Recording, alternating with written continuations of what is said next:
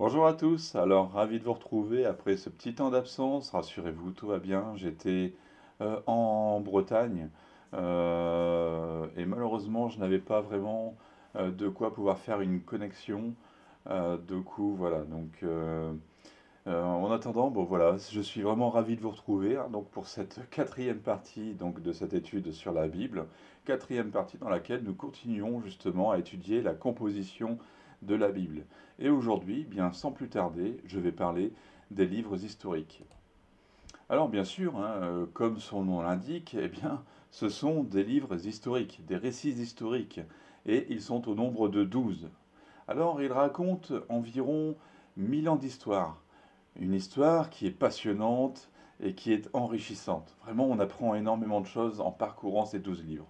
Alors bien sûr, nous terminons avec le dernier livre de la Torah, le livre du Deutéronome, et souvenez-vous que j'ai dit qu'à ce moment-là, nous sommes environ à 1400 avant Jésus-Christ. Et donc, nous démarrons à partir de là pour arriver à 400 ans avant Jésus-Christ. Alors, une première période qui va comprendre les livres de Josué, Juge et Ruth, et qui correspondent justement aux environs de 1400 ans avant Jésus-Christ, euh, jusque 1040 avant Jésus-Christ. D'accord. Donc voilà, on est dans cette période, première période, c'est 1400 ans avant Jésus-Christ à 1040 avant Jésus-Christ. Alors cette période eh bien, démarre avec la succession de Josué, et Dieu qui l'encourage.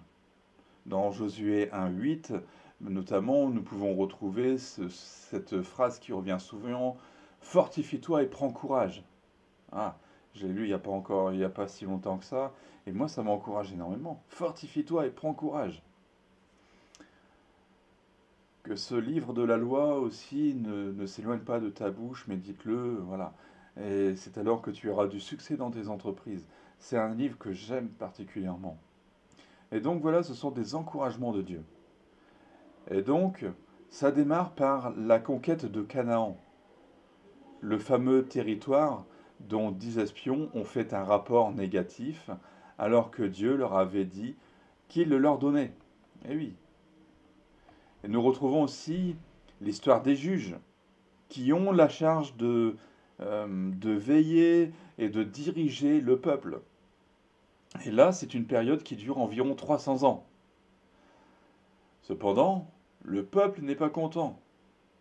Et il veut qu'un roi les dirige comme le font les autres pays, les pays voisins.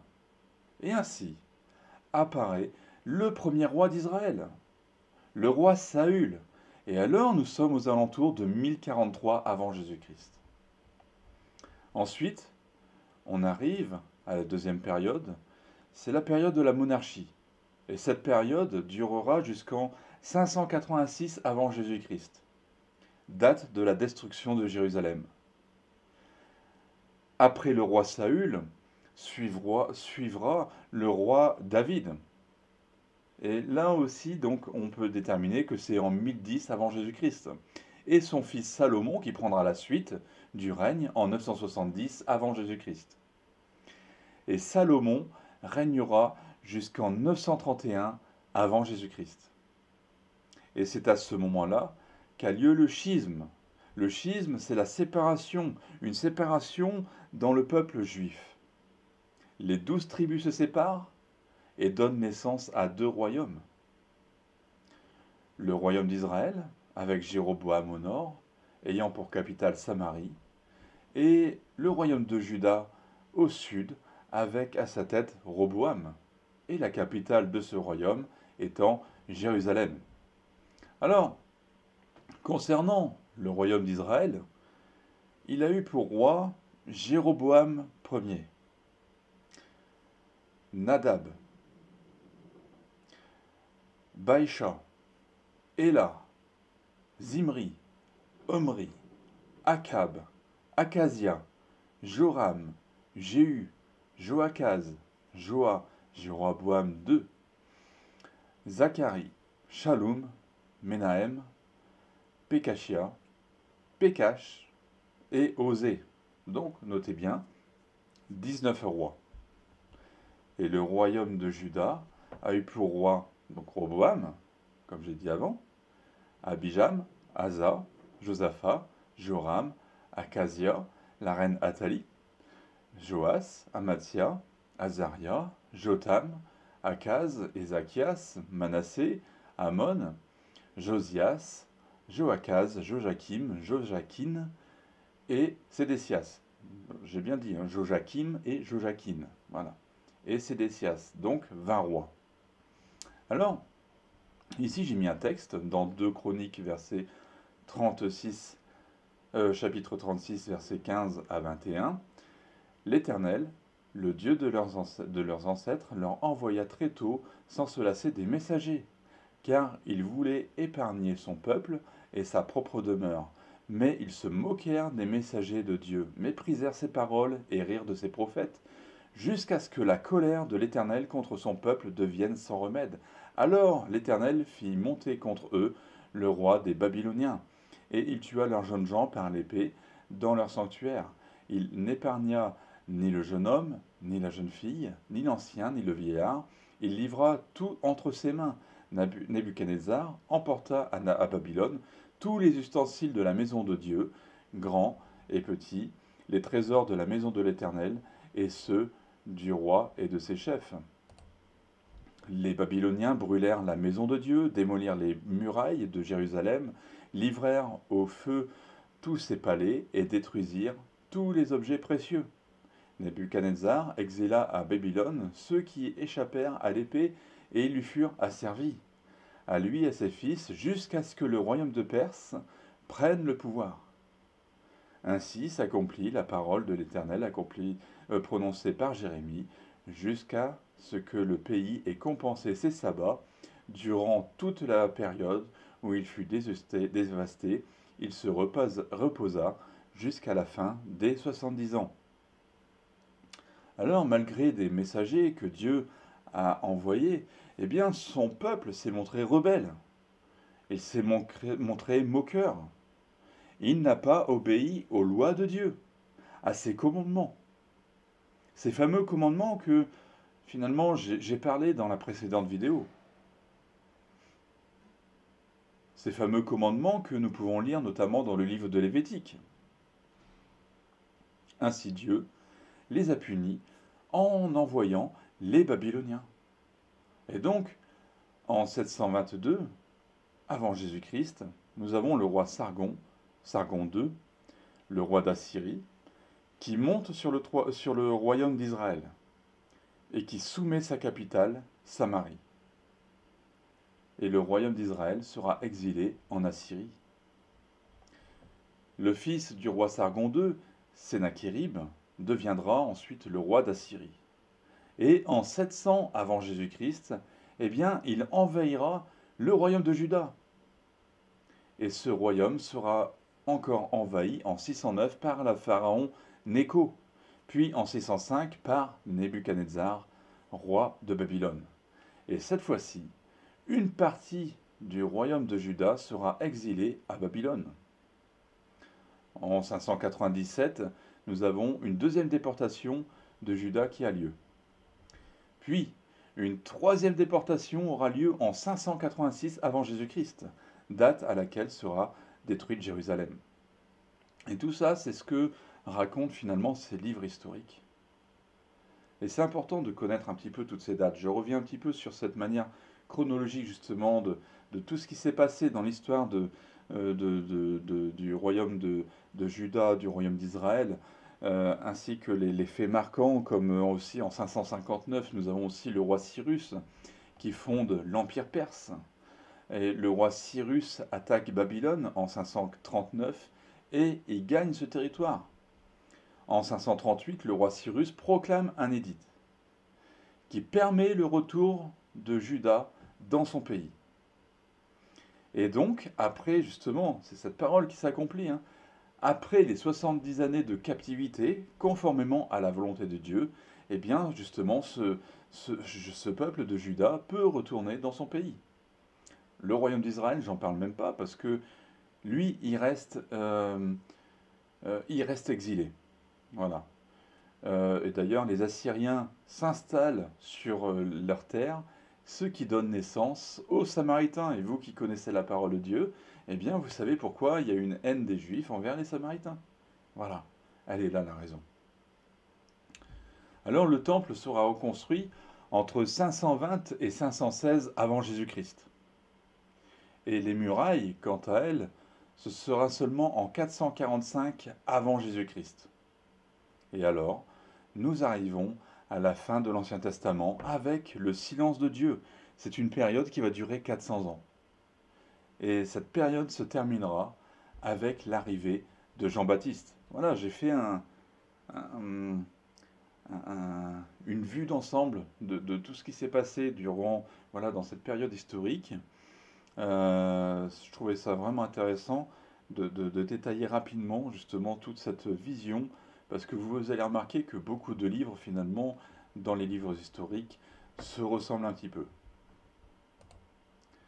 Alors détaillons donc maintenant ces livres historiques qui vont nous mener jusqu'à la période intertestamentaire, c'est-à-dire cette période que je viens de mentionner, cette période où Dieu fait silence pendant 400 ans. Donc je l'ai dit, la première période, elle part de 1400 avant Jésus-Christ à 1040 avant Jésus-Christ. Et donc j'ai dit que ce sont les livres de Josué, de Juge et de Ruth. Alors pour mieux situer cette période dans l'histoire, eh bien, il faut savoir que durant cette période des civilisations, euh, en Suisse, des civilisations en Allemagne, des civilisations en Chine, des civilisations au Danemark, dans les pays slaves, des civilisations aussi au Vietnam, en Inde, au Pérou aussi et au Mexique, et même, il faut peut-être que je précise aussi qu'il y a même des civilisations aussi qui se développent en Australie, et même dans les petites îles de Papouasie, Nouvelle-Guinée, etc. Eh ben, ces civilisations se développent. Donc nous sommes dans cette période-là où vraiment il y a un essor des nations, des civilisations un peu partout. Donc bref, finalement, nous voyons plutôt une formidable conquête des territoires, et même de ceux qui sont les plus éloignés. Alors, un petit peu d'histoire encore, 1345, eh bien c'est la naissance de Toutankhamon. J'ai choisi Toutankhamon qui est très connu. 1304 aussi, c'est la naissance de Ramsès II. Voilà, les pharaons connus qui ont géré l'Égypte. Voilà. 1000, l'an 1000 avant Jésus-Christ, c'est aussi l'utilisation du fer en Grèce. Et oui. Voilà, donc c'est vraiment, voilà, c'est un petit peu, voilà ce qu'on peut dire justement sur les événements marquants. J'aurai l'occasion de les détailler plus en détail, ces événements marquants, dans la prochaine étude. Donc aujourd'hui, je m'intéresse vraiment plus précisément sur les livres. Alors, donc, concernant le premier livre, donc le livre de Josué, eh bien, nous sommes donc dans les années 1400 ans avant Jésus-Christ. Et c'est aussi d'ailleurs vers cette période que ce livre a été écrit. Alors, ce livre de Josué a été écrit par lui-même, sauf bien entendu, là encore, la partie qui relate sa mort. Où là, c'est le prophète, c'est le prêtre plutôt, Éléazar, puis son fils Phinéas, qui ont poursuivi l'écriture. Josué était désigné comme le successeur de Moïse. Et dans ce livre, eh bien, nous voyons comment Dieu conduit son peuple vers la terre promise, c'est-à-dire vers le pays de Canaan. Et ainsi, nous assistons à la conquête du pays de Canaan, à la chute de Jéricho, avec ses murailles qui s'écroulent à terre, à terre, à terre, comme nous dit le chant. D'ailleurs, une petite précision, hein, l'archéologie retrouve justement ces murailles, d'accord? Ce sont des faits qui sont attestés par les archéologues. Voilà. Dans ce livre, nous retrouvons aussi le récit de Rahab, qui a été sauvée avec sa famille de Jéricho. Elle habitait à Jéricho et donc elle a été sauvée. Nous retrouvons aussi donc à la fin du livre, bien sûr, la mort de Josué, au chapitre 24. Ensuite, nous avons le livre des juges. Alors, il faut savoir qu'il y a eu 15 juges. Nous avions Othniel, Éhud, Shamgar, Déborah, Gédéon, Abimélec, Tola, Jaïr, Jephthé, Ibstan, Élon, Abdon, Samson, Élie et le dernier, Samuel. Voilà. Alors, attention, hein, parce que Élie et Samuel se retrouvent aussi dans le premier livre de Samuel. Et ce livre a été rédigé du temps de la monarchie. Et une phrase revient souvent et déclare qu'en ce temps-là, il n'y avait pas de roi en Israël. Donc, la période de rédaction de ce livre, c'est 1050 avant Jésus-Christ. Et nous sommes donc après la mort de Josué, aux alentours de 1375 avant Jésus-Christ. Et cette période justement des juges a duré 325 ans. Alors, durant tout ce livre, eh bien, nous assistons à des épisodes comme des vagues. Tantôt le peuple de Dieu est au sommet, il est au sommet de la vague, et tantôt il est au creux de la vague. Tantôt il est en train de louer Dieu, tantôt il sombre dans l'idolâtrie, il multiplie les péchés, etc. Alors, oui, on peut les critiquer, mais finalement, eh bien, on peut se rendre compte que ce peuple eh bien, nous ressemble un petit peu quand même, non? Ces gens, finalement, nous voyons dans le livre, c'est vrai qu'à un moment, moi, ça m'énervait un petit peu. Je me dis, mais je comprends pas. Et ces gens, ils vivent des belles choses avec Dieu, et puis, hop, aussitôt, ils sont en train de critiquer Dieu, etc. Et finalement, on est pareil, hein, non? Alors, ces juges, eh bien, avaient la responsabilité de conduire le pays militairement. Et au fil des lectures, ben, nous voyons ces juges combattre les Philistins, les Cananéens, les Madianites, etc. Intéressons-nous maintenant au livre de Ruth. Le livre de Ruth, eh bien, lui, il se déroule en même temps que les juges. Et dans ce livre, eh bien, nous découvrons l'histoire d'une jeune femme moabite, donc du pays de Moab, qui logiquement n'avait aucune part dans les plans de Dieu, puisqu'elle était issue de cette tribu de Moab. Seulement, eh bien, cette femme du nom de Ruth épouse un juif du nom de Boaz. Et leur union eh bien, donnera naissance au grand-père du roi David. Et le thème de ce livre, c'est le rachat. Et Boaz et Ruth eh bien, sont une représentation de Christ et de son épouse, c'est-à-dire l'Église. Enfin, nous arrivons à la seconde période, la période de la monarchie qui débute en 1043 et qui finit en 586 avant Jésus-Christ. Et les livres qui traitent de cette période sont les livres de Samuel, les livres des rois et les livres des chroniques. Alors, pour le premier livre de Samuel, eh bien, à l'origine, le premier livre de Samuel et le second eh bien, ne faisaient qu'un seul.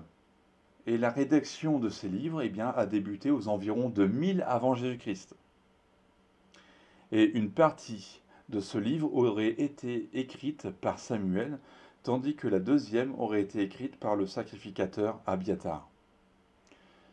Alors, nous sommes donc aux environs de 1100 avant Jésus-Christ au début du livre, pour finir avec la mort de Saül en 1010 avant Jésus-Christ. Alors, dans le premier chapitre, eh bien, nous voyons la persévérance d'une femme nommée Anne, persévérance à vouloir avoir un enfant qu'elle consacrera à Dieu. Et d'ailleurs, Dieu honore la foi de Anne, qui était stérile, en lui donnant un enfant. Son nom, Samuel. Samuel, qui était le dernier juge et qui était en même temps un prophète. Prophète, je rappelle plutôt, que c'est quelqu'un qui entend la voix de Dieu et qui transmet au peuple ses paroles. Et dès le début du livre, eh bien, nous comprenons dans quel contexte nous sommes, puisque nous voyons que les fils du précédent juge, c'est-à-dire Élie, que j'ai parlé juste avant, eh bien, C'était des prêtres qui couchaient avec des prostituées à l'entrée de la tente de la rencontre. Ils volaient aussi les viandes qui étaient censées être offertes en sacrifice. Bref, comprenez, l'atmosphère spirituelle, elle est totalement pourrie. Et Dieu était très en colère. Et puisque Dieu était en colère, eh bien, il fait même mourir les deux fils de Élie. Et le chapitre 3 nous présente justement l'appel au ministère de Samuel. Le chapitre 4 nous relate l'histoire d'un combat entre les Philistins et le peuple juif. Peuple juif qui perdra le combat et qui se fera d'ailleurs enlever l'arche d'alliance sans que Dieu agisse. Et les chapitres suivants nous présentent le retour de l'arche d'alliance et la victoire du peuple de Dieu face aux Philistins, grâce à l'intercession de ce fameux Samuel. Alors au chapitre 8, eh bien, nous voyons le peuple d'Israël qui demande un roi. Et deux chapitres suivants, eh bien, nous faisons la connaissance de Saül, qui deviendra donc le premier roi.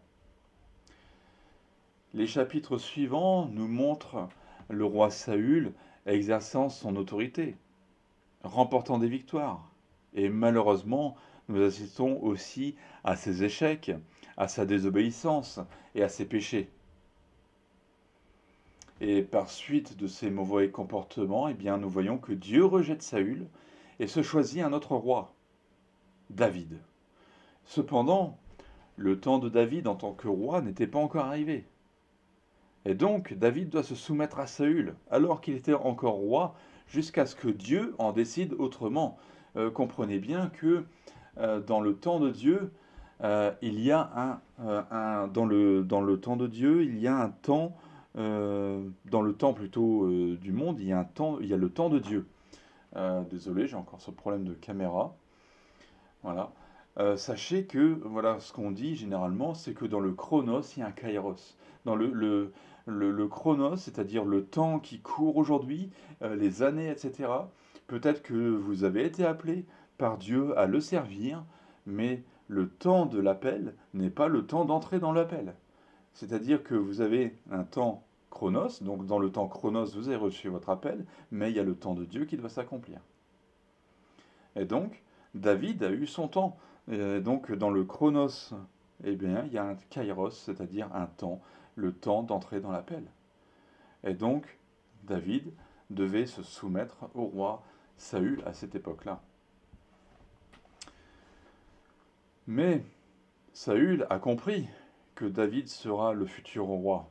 Et donc, Saül le déteste. Et d'ailleurs, à plusieurs reprises, il cherche à le tuer. Et au chapitre 17, eh bien, nous retrouvons aussi ce célèbre récit que tout le monde connaît, je parle bien du monde entier, c'est David et Goliath. Et les chapitres suivants nous relatent les événements majeurs de la vie de David.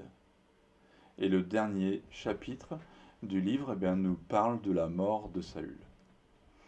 Maintenant, dans le deuxième livre de Samuel, eh bien, ce livre nous présente l'histoire de David comme roi. Et jusqu'au chapitre 10, eh bien, nous avons les récits de la royauté de David. Nous avons le récit de son couronnement, le récit de plusieurs victoires, etc. Et les chapitres 11 et 12 nous montrent la chute de David. Eh oui, j'en ai déjà parlé. David qui voit une femme du nom de Bathsheba et la convoite. Seulement cette femme qui était mariée à Uri, c'est-à-dire un des soldats de David, seulement pour donner suite à cette relation adultère, eh bien, Bathsheba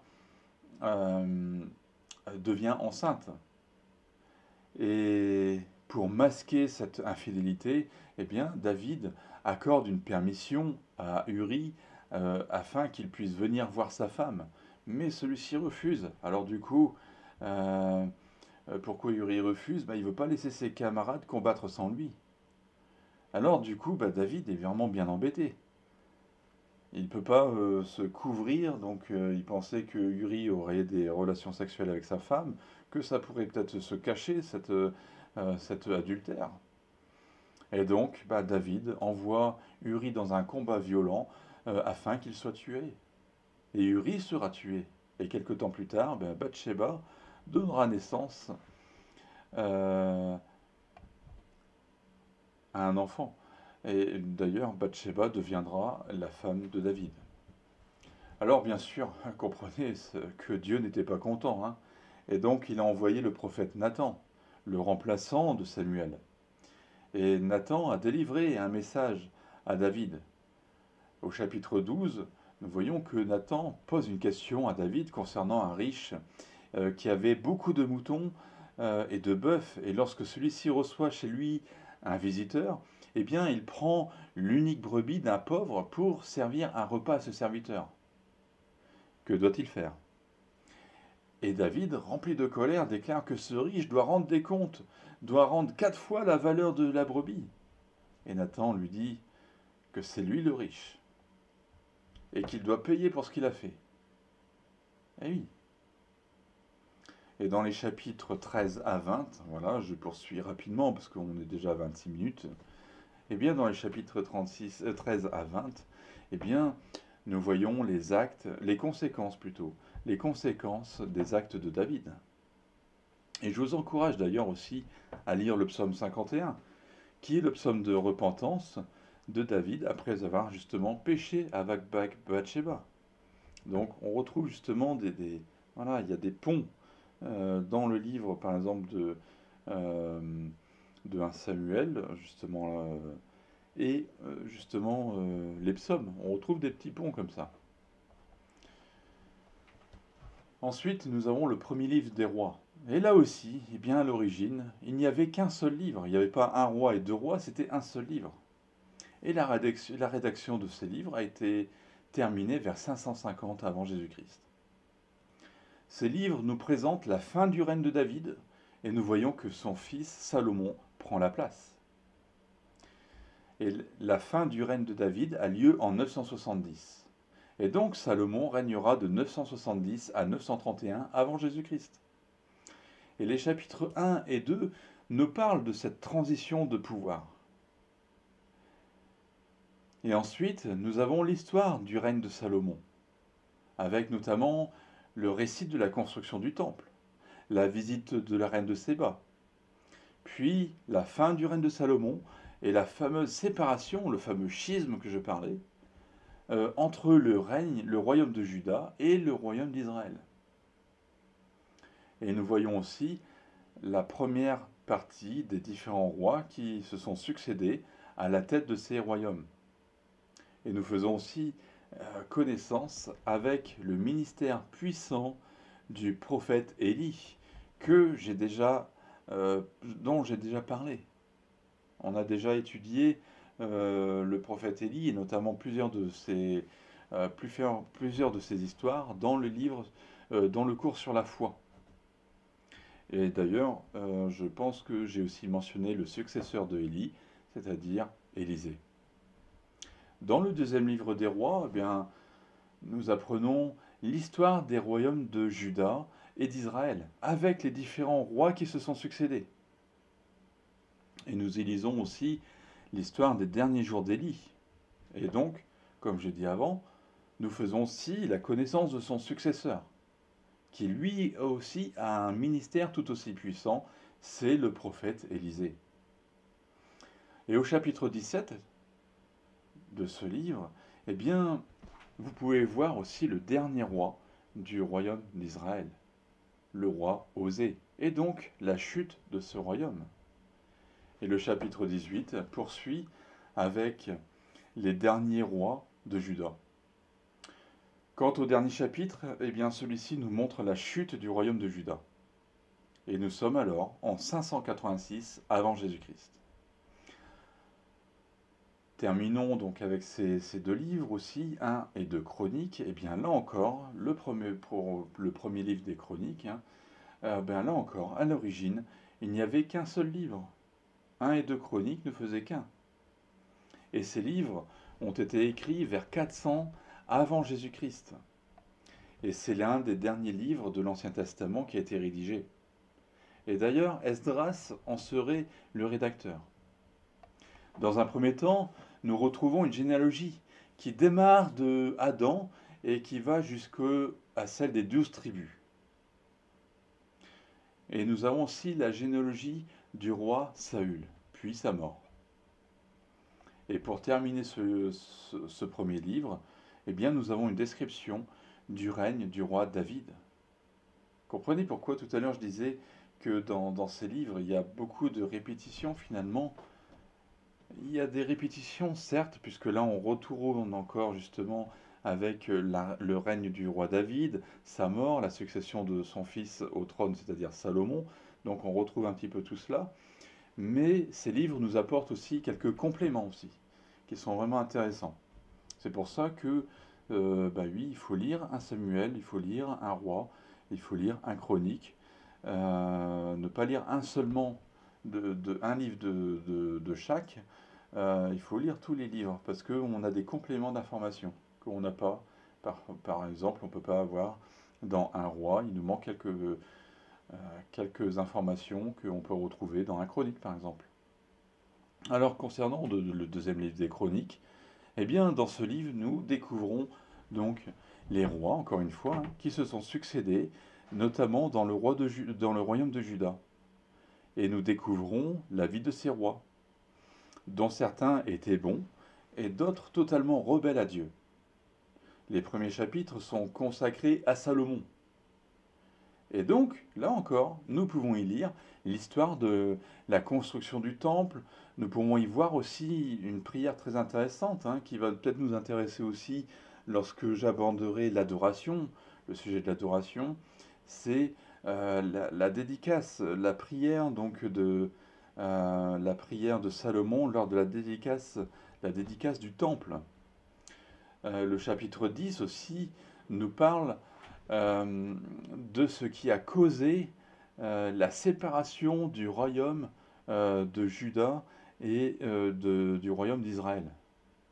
Et les chapitres 11 à 36 bien, nous montrent justement les différents rois qui se sont succédés après Salomon pour finalement arriver eh bien, à la captivité à Babylone.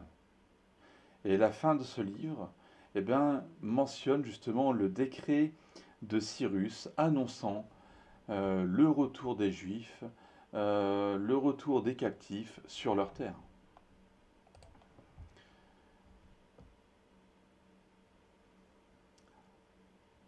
Alors ici, dans ce texte de Jérémie 29, 10, il nous est dit, en revanche, voici ce que dit l'Éternel, dès que 70 ans seront passés, donc tout à l'heure j'ai déjà lu ce texte, hein, dès que 70 ans seront passés pour Babylone, j'interviendrai en votre faveur, j'accomplirai ce que je vous ai promis en vous ramenant ici. En effet, moi je connais les projets que je forme pour vous, déclare l'Éternel, projets de paix et non de malheur. Alors souvent, c'est vrai que ce passage-là, on le connaît parfaitement, projet de paix et non de malheur, afin de vous donner un avenir et de l'espérance.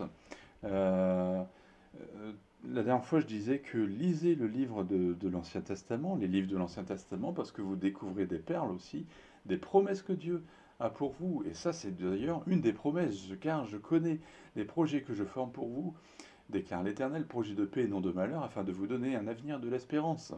Alors, vous m'appellerez et vous partirez, vous me prierez et je vous exaucerai.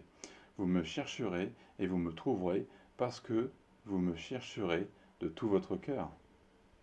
Donc, les Juifs sont encore à cette époque-là, donc déportés, à Babylone. Ils sont en exil. Je poursuis peut-être avec la suite des versets. Donc je me laisserai trouver par vous, déclare l'Éternel, je ramènerai vos déportés et je vous rassemblerai de toutes les nations, de tous les endroits où je vous ai chassés, déclare l'Éternel, et je vous ferai revenir à l'endroit où je vous ai fait partir en exil. Cependant, vous dites, Dieu nous a donné des prophètes à Babylone. Alors c'est vrai que nous verrons aussi, lorsqu'on étudiera les prophètes, nous verrons qu'il y avait des prophètes aussi que Dieu a appelés à Babylone. Alors, Cela fait maintenant donc 70 ans que les Juifs sont en exil et le temps de la libération est venu. Et donc, nous avons ici Esdras qui nous dit euh,